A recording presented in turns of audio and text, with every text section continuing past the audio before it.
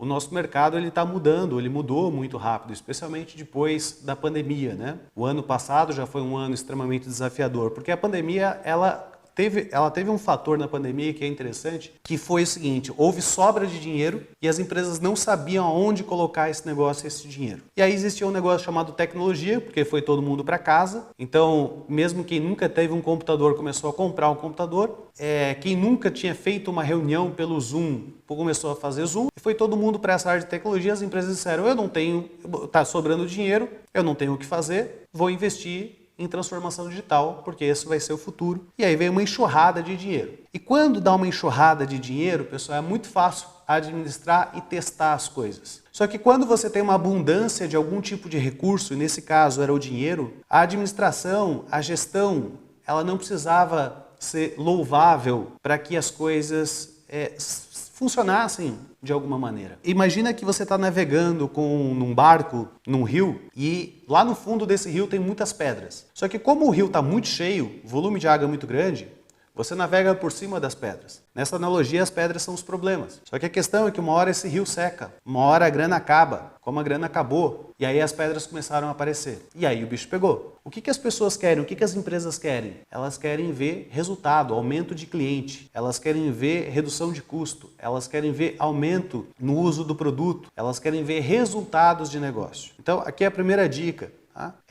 Como é que você se torna um profissional mais valorizado? Começa a apresentar os teus resultados de negócio, não os meios. Quando a gente está falando de resultado, quando a gente está falando de mostrar, fazer as coisas acontecerem, nós precisamos ter uma visão sistêmica das coisas, da forma como as coisas acontecem dentro da organização. Vocês já ouviram falar certamente do termo bala de prata, certo? Agora a bala de prata é tal coisa, agora a bala de prata é tal XYZ, agora não sei o quê. A bala de prata é um fenômeno que ele só acontece porque as pessoas não possuem visão sistêmica. Porque se elas possuíssem a visão sistêmica, elas saberiam que bala de prata não existe. E que o resultado é uma conjuntura de diversos elementos que compõem um sistema de trabalho. A nossa saúde, o nosso bem-estar, como pessoa, ele não depende de uma única coisa que a gente faça. Ele não depende de um único cuidado. O nosso corpo ele é composto de diversos sistemas que são integrados. E se a gente quer ter uma boa saúde, se a gente quer ter uma vida longa, uma vida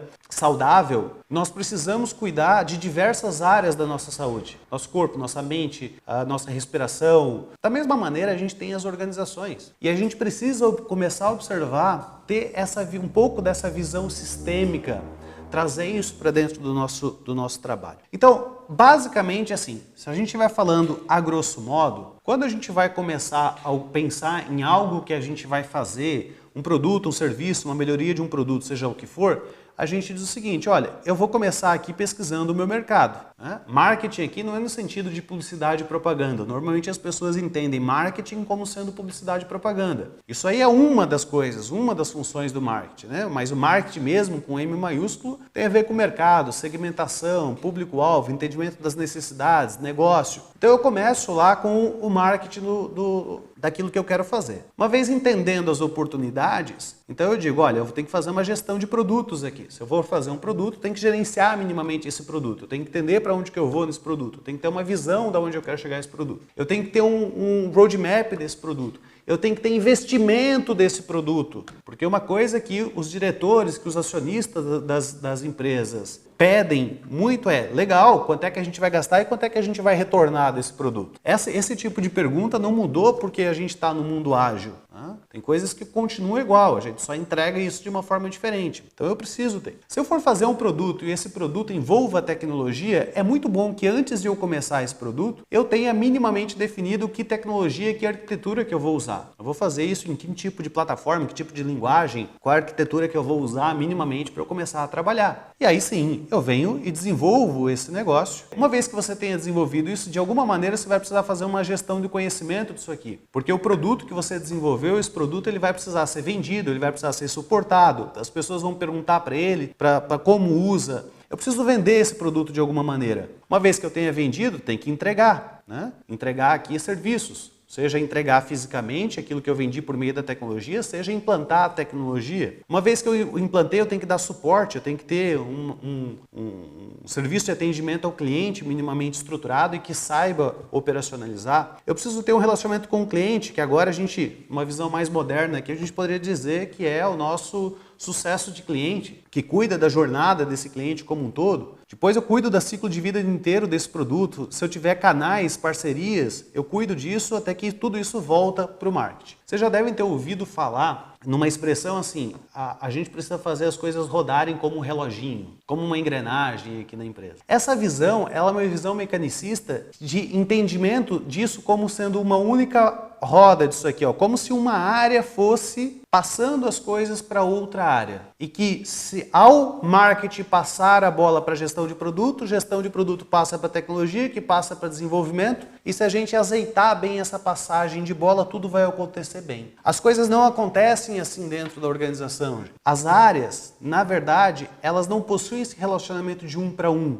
Elas possuem um relacionamento de muitos para muitos. Não está muito fácil de vocês visualizarem, mas vocês estão vendo aqui no meio diversas linhas desenhadas aqui que estão aqui de uma área para outra. Essas linhas estão ali não porque elas foram colocadas de uma forma aleatória, mas porque a gente mapeou todas as áreas que impactam uma nas outras. Significa, portanto, gente, que talvez você tenha problemas no seu desenvolvimento, cujo aqui você só sente o efeito, não é a causa. A visão sistêmica, ela nos ensina que causa e efeito nem sempre estão no mesmo momento e local. É por isso que às vezes vocês têm problemas nas organizações, que vocês lutam para resolver, fazem uma coisa, fazem outra, muda isso, muda aquilo e parece que não tem solução. Isso é o sintoma de que você está trabalhando só no efeito, não na causa. Talvez você tenha problemas dentro do teu desenvolvimento que eles são originários lá em vendas. Vendas impacta na forma como você faz gestão de produto. A gestão de produto, ela impacta na forma como você faz suporte a cliente. A forma como você faz serviços impacta no teu desenvolvimento. As coisas dentro da sua organização, elas estão intimamente ligadas, praticamente todas as áreas impactam em todas as áreas. Então entender, ter essa visão sistêmica, nos ajuda a atuar na causa correta e não só no efeito. Enquanto a gente estiver observando as melhorias organizacionais do ponto de vista local, a gente pode ter uma melhoria local, mas possivelmente essas melhorias é aquilo que eu chamo de voo de galinha.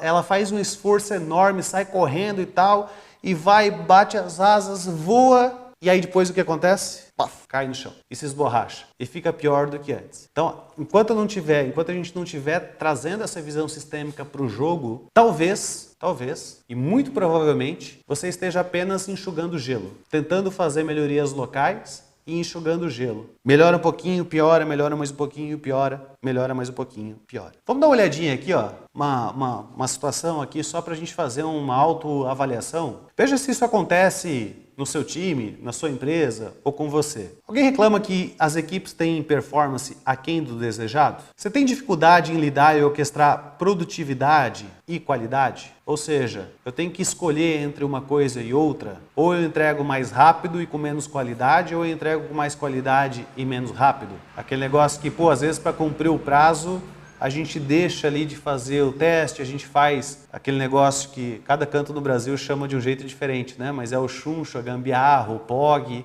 o que mais? Quebra-galho. Itens urgentes sempre tem mais atenção do que os itens importantes. Você sente, por exemplo, que aquilo que é importante você não está conseguindo dar atenção, mas os urgentes você consegue ter um tempinho para fazer eles. E quanto mais você foca nos urgentes, menos os importantes são tratados, e aí quando o importante se torna urgente, aí arruma-se tempo, só que aí o negócio já vem tipo cometa, né? Pegando fogo, arregaçando com tudo. Não é mais um negócio legalzinho para lidar, né? Você tem que se ferrar com aquele negócio, né? Você sofre aí com um time dependente, sem autonomia ou iniciativa, porque é muito legal você falar que você usa métodos e frameworks ágeis, que você usa o Scrum, que você usa o Kanban, que você usa isso ou aquilo. Mas a pergunta é, o seu time realmente procura o trabalho? O seu time realmente é composto de pessoas que querem fazer a coisa acontecer? Ou mesmo usando esses métodos e frameworks você tem que dar aí empurradinha? O microgerenciamento faz parte do seu dia a dia? Um pouquinho talvez? Um montão? Muito. Profissionais insatisfeitos e com baixa motivação? Profissional com baixa motivação ou desmotivado, pessoal, é um custo muito alto, mas muito alto. Então vamos pensar numa empresa média que ela tenha 100 desenvolvedores. Imagina que você tenha, vamos pegar, 50%, 25% desses, 50% para arredondar. 50% das pessoas com algum tipo de desmotivação. Não é difícil você encontrar esse ambiente, tá? 50% de desmotivação. Se essa pessoa, ela produz a metade do que ela produziria normalmente, fazendo essa conta básica, então significa que ao invés de ter o equivalente a 100 pessoas, você tem o equivalente a 75, certo? 50% dessa turma está desmotivada, que daria 50. Se produz só a metade, equivale a 25. Quanto custa isso para a organização? Quanto custa o salário de 25 profissionais altamente capacitados? E é por isso, às vezes, que diretores, CEOs, stakeholders, clientes, quando eles pedem algo e eles não veem sair, eles dizem assim, poxa, mas eu tenho 200 pessoas aqui trabalhando, como é que eu peço um negocinho a mais e a pessoa não consegue entregar? Talvez, olhando numa visão sistêmica, ele não tenha 200 pessoas, talvez ele tenha 150, o número é 200, mas ele não tem essas 200 pessoas. Então, aí tem um custo econômico muito claro e evidente da desmotivação. É só você fazer a conta. Uma outra situação aqui, ó, decisões são tomadas puramente na base de sentimentos e achismos. Eu acho que seria melhor disso aqui. O meu sentimento é que tal coisa poderia acontecer. Ou será que você tem métricas que realmente suportam a tomada de decisão? Quantidade excessiva de dependências internas e externas. Se o time consegue operar de ponta a ponta, ou uma boa parte, uma parte significativa das coisas que começam a ser feitas param por bloqueios ou por dependências internas ou externas. Como é que está a situação aí? Possivelmente talvez vocês estejam perguntando assim, mas tem solução? Qual que é a solução? Eu quero essa solução. É a cabeça de vocês buscando uma bala de prata, né? E eu diria o seguinte, se você disse sim a qualquer item, então a solução não está em métodos ou frameworks ágeis, mas sim em uma visão sistêmica e integrada, o que obviamente inclui abordagens ágeis. O que eu quero que vocês entendam aqui nesse ponto, pessoal, é que nenhuma abordagem ágil, nenhum método, qualquer coisa que você possa imaginar vai dar conta de resolver esse tipo de problema que a gente listou aqui, que vocês listaram no chat. Porque as coisas são muito mais complexas, integradas, interdependentes e sistêmicas do que qualquer método ou framework possa capturar. Um método, um framework, uma metodologia, seja a forma como vocês quiserem chamar, ele é sempre uma abstração, ele é sempre um reducionismo de alguma solução que alguém teve para algum tipo de contexto, para algum tipo de problema, mas ele não consegue capturar a complexidade real dos negócios, das empresas e das pessoas e das equipes. Às vezes você tem um fluxo lindo, desenhadinho, bonitinho, só que se o teu sistema de recompensa for uma bosta, as pessoas vão desanimar. Às vezes você pode ter um sistema de recompensa lindo, só que se o teu processo for cagado, se o teu processo fazer com que as pessoas, exija que as pessoas fiquem ao final do dia, todos os dias trabalhando, isso vai deixar de fazer sentido para as pessoas, essa remuneração mesmo mais alta. Dentro da minha experiência de fazer as coisas, observar as coisas de uma maneira integrada e sistêmica, eu comecei a trabalhar em 5 pilares. Esses 5 pilares aqui da gestão exponencial foi um aprendizado que eu vim acumulando ao longo desse tempo e dizendo assim, o que a gente precisa observar para a gente ter uma maior probabilidade de sucesso? O que a gente precisa trabalhar para que as coisas aconteçam de uma forma que estejam alinhadas umas com as outras? Que a gente não faça um voo de galinha. Eu tenho trabalhado com o pessoal em cima de 5 pilares, que são estratégia e objetivos. Eu tenho que ter uma estratégia clara, objetivos claros. Eu tenho que ter bons processos e fluxos de trabalho. Eu tenho que ter uma boa coordenação do trabalho. A gente tem que ter um bom sistema de medições e uma boa gestão e liderança de pessoas. A gente precisa observar isso aqui de uma forma sistêmica dentro da organização. Dá uma olhadinha só nessa tabelinha aqui, para a gente entender um pouquinho em cima de cada um desses pilares. Então, o que eu estou dizendo aqui para vocês, se você quiser ter uma boa gestão, bons resultados, um bom sistema de trabalho, você precisa focar em cima desses 5 pilares. Só que normalmente a gente encontra disfunções em cima de cada um deles. Por exemplo, em estratégia e objetivos, há uma disfunção muito clara que é ou não há estratégia e metas, ou não são claras, ou não há consenso.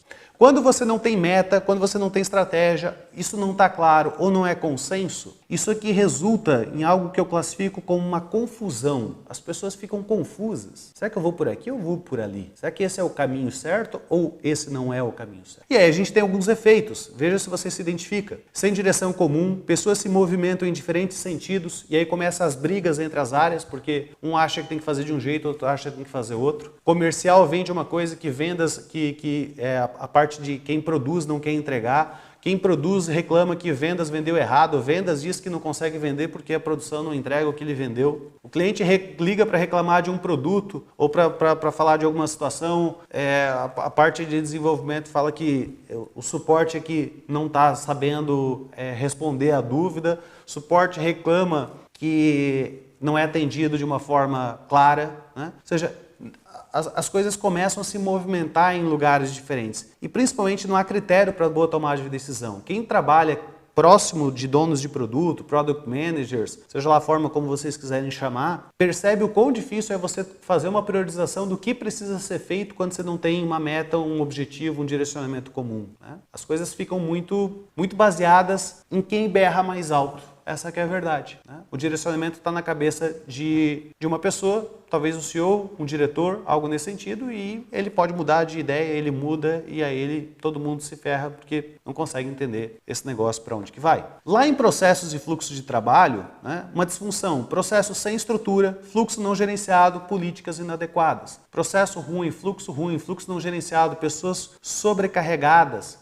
Foca muito em eficiência de recurso e não em eficiência de fluxo. Quando a eficiência de fluxo ela vai ser um habilitador para a eficiência de recurso. Quando você tem problemas nos teus processos, nos teus fluxos, eu digo que gera o caos. As pessoas, e aí vem muito daqui, muito desse pilar, vem o que normalmente vocês classificam como problemas de comunicação. Aqui a gente tem muito problema de comunicação. Problema de comunicação, pessoal, é muito pouco daquilo que você fala efetivamente, mas ele vem muito da tua orquestração do teu trabalho, daquilo que você espera, das expectativas, das entregas, dos acordos de trabalho, dos níveis de serviço que precisam ser avaliados dentro da tua organização. Vê se você se identificou com isso aqui, ó. Desperdícios ao longo de todo o processo, quando você tem o caos, tem muito desperdício. Sobrecarga e baixa qualidade, e aí é comum, quem trabalha melhor recebe mais trabalho, porque ele entrega, e aí o gestor que é ineficiente, ele diz, o que eu faço? Eu preciso entregar. Putz, o Israel entrega pra caramba, dá mais trabalho lá para ele que ele dá conta, entendeu? Zonas nebulosas de responsabilidade, e aí começa-se aquela ideia de que um fica apontando pro outro, jogando a culpa um pro outro, apontando o furo, diz, o furo,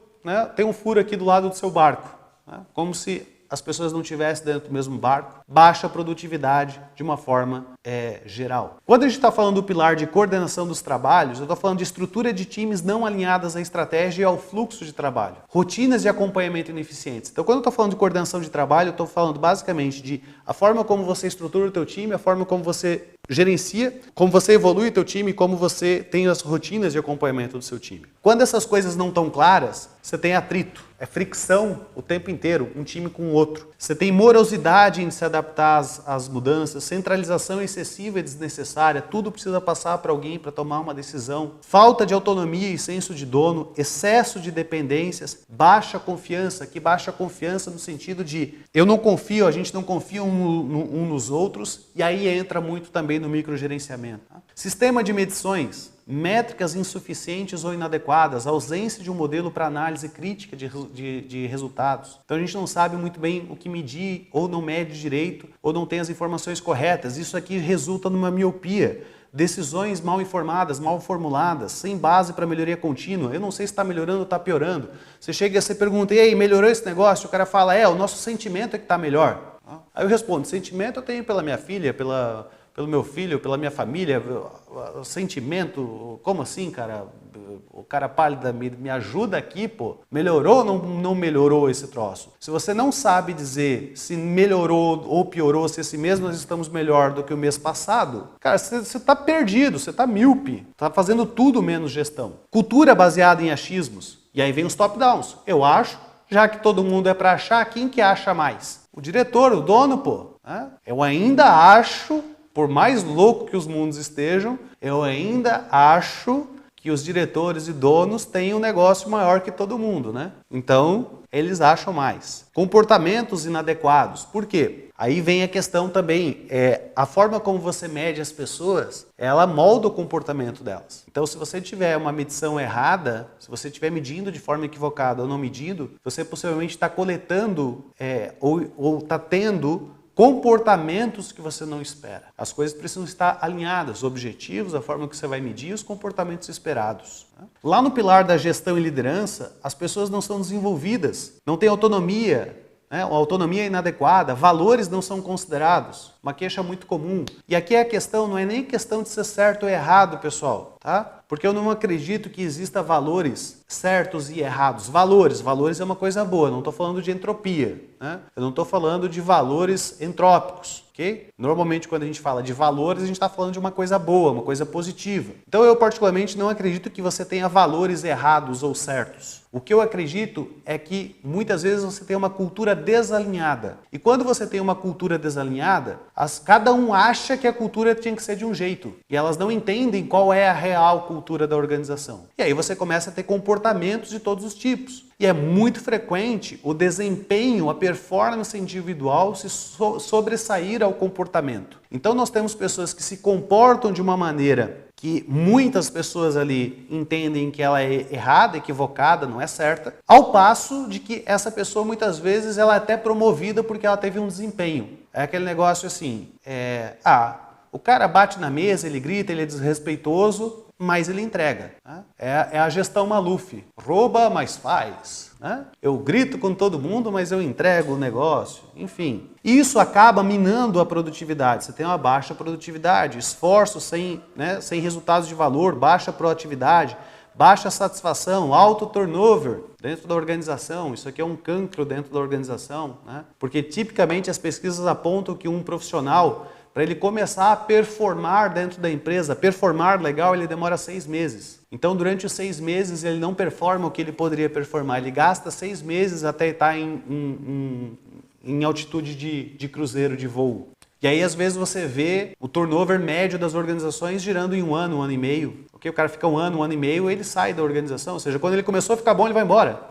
Como é que eu gerencio, como é que eu faço boas entregas disso tudo? Se tivesse alguma forma, algum caminho para que a gente pudesse transitar, e eu não estou dizendo que isso é uma transição fácil, tá? Eu estou dizendo um caminho para que isso aconteça, para a gente transitar, por exemplo, do ponto de vista da estratégia, sair da confusão e ir para o direcionamento. Do ponto de vista do fluxo de trabalho, deixar o caos para trás e encontrar a organização. Do ponto de vista da coordenação dos trabalhos, eliminar ou minimizar o atrito e navegar numa suavidade, num flow das coisas que estão acontecendo. Lá em medições, é deixar de ter essa miopia e encontrar a clareza que a gente espera, ter uma visão mais clara do que está acontecendo. Em gestão e liderança de pessoas, transitar da baixa produtividade para o alto desempenho. O que estou dizendo para vocês é, se tivesse um caminho para a gente conseguir transitar disso aqui, não uma fórmula mágica, mas um olhar diferente para essas coisas, algo que pudesse nos ajudar a perceber esses impactos. Por exemplo, será que de fato eu tenho um produto na mão ou eu tenho apenas um sistema na mão, um software na mão? A quantidade, por exemplo, de equipes que cometem, que para mim é um equívoco, por exemplo, elas são prestadores de serviço, então elas desenvolvem algum produto sob demanda, então o cliente ele pede algumas coisas e essa equipe desenvolve.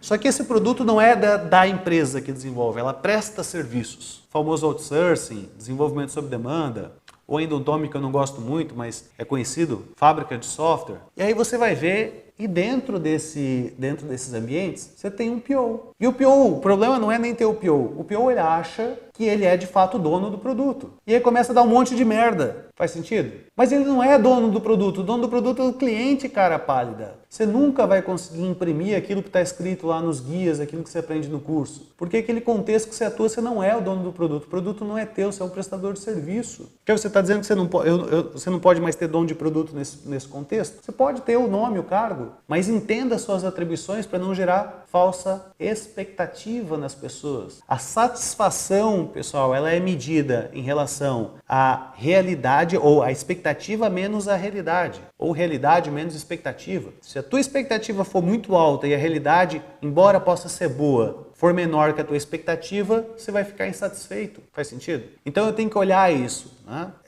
Vejo também muitos times se debatendo com a questão de sprints, né? De utilização de sprints, quando talvez o trabalho que ela esteja fazendo é um trabalho muito mais desconexo, um trabalho muito mais de sustentação. Ao passo que muitas vezes você precisa ter um conceito muito mais de objetivo para dar cola e deixar a criatividade emergir, e você está dentro de um processo muito definido, que não te dá espaço para as variações necessárias do trabalho. A aplicação de um método, de um framework, ele sempre vai depender desses contextos, dessas análises que a gente precisa fazer. Rodar o Scrum dentro de uma área de tecnologia do Magalu é completamente diferente do que rodar Scrum dentro de um outsourcing. Faz sentido? Mudou? Não, é tudo desenvolvimento de software? É desenvolvimento de software. Mas muda o contexto, muda a gestão, muda a forma que você vai trabalhar. Esse caminho que eu estou explicando aqui para vocês, muito disso, dessa visão toda sistêmica, ele está dentro de um programa que eu criei, que é o Exponential Agile Management. Esse programa, eu forjei ele com base nos últimos 10, 12 anos de experiência prática dentro das consultorias. Não é um programa que você vai encontrar em nenhum outro lugar. Não é um programa, não é um curso de Scrum, não é um curso de Kanban, não é um curso de OKR. Embora, possivelmente você vai ver a aplicação dessas coisas no contexto. Mas é muito mais de gestão, um olhar sistêmico de como a gente trabalha com esses pilares. Aqui é melhor eu fazer do jeito A ou do jeito B? Como é que eu lidero minhas equipes? Como é que eu dou feedback para as equipes? Como é que eu percebo o meu sistema de medição versus a forma como eu estou liderando? Como é que eu organizo melhor minhas equipes versus os fluxos de trabalho que a gente está desenhando? Essa formação do Exponential Agile Management, ela é uma formação para você que entende que métodos e frameworks não devem ser o fim, mas o meio. Se você achar que o framework, o método, ele é o meio, é o seu destino final, essa formação certamente não é para você. Porque não é uma formação para ficar discutindo a vírgula do método. Se o método diz que é assim ou assado, lá na vírgula, no centavo, isso a gente deixa para os cursos preparatórios para certificação, que você tem que acertar na prova para poder passar e ganhar o título. Aqui é uma situação prática. Né? É para você que acredita que resultados reais vão além de métodos e frameworks. Nenhum método ágil será capaz de entregar resultados consistentes e duradouros de forma isolada. Se você acredita nessa frase, faz sentido. Se você tem esse tipo de problema aqui, ó, que a gente conversou lá no início, se você tem esse tipo de problema aqui, esse tipo de problema é a base do que a gente vai discutir dentro desse programa de formação. Tá? Então, pessoal, eu espero que vocês possam se beneficiar aqui do conteúdo que a gente teve hoje, dessa visão que eu trouxe. Às vezes uma coisa só que vocês ouviram aqui, que talvez abriu a mente de vocês, já vai ajudar na maneira como você vai tocar o teu dia a dia, né? A maneira como você vai executar as coisas, e aí já é um negócio muito bacana. Tá? Espero que vocês tenham gostado. Para quem entrar, vejo vocês lá no treinamento. Se vocês tiverem dúvida, podem ir lá no meu Instagram, @kelvin.vaz, vai lá e me manda um inbox, me diga lá qual que é a sua dúvida e o que está te impedindo de entrar com a gente nessa jornada aí de agilidade exponencial.